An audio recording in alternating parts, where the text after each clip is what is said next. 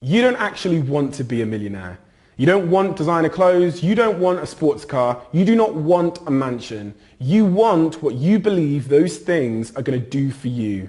And you want to feel how you think those things are going to make you feel. So really, at the most fundamental level, you want to be happy.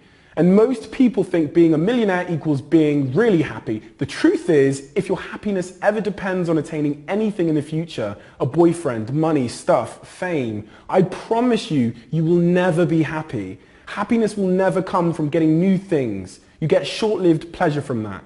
As humans, we have confused pleasure for happiness, and we spend all of our time chasing pleasure because we think it equals happiness. Happiness comes from the perspective you have on the things you already own, and you cannot be wanting and grateful at the same time. You can't be chasing pleasure and be happy at the same time. There's a human condition called hedonistic adaptation, where as humans, we believe stuff will make us happy. So we buy a Lamborghini and we get a short-term feeling of pleasure, but within days that pleasure fades. We become numb to the Lamborghini and we go in search of a faster, shinier car to give us that same hit of pleasure.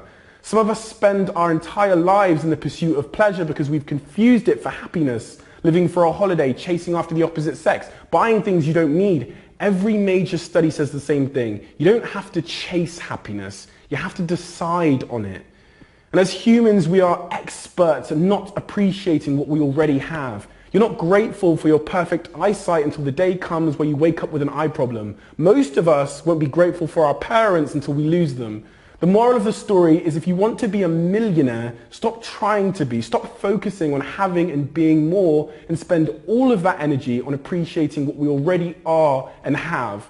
Stop comparisons, because comparison is the enemy of gratitude. You cannot be jealous and grateful at the same time. Happiness is a choice.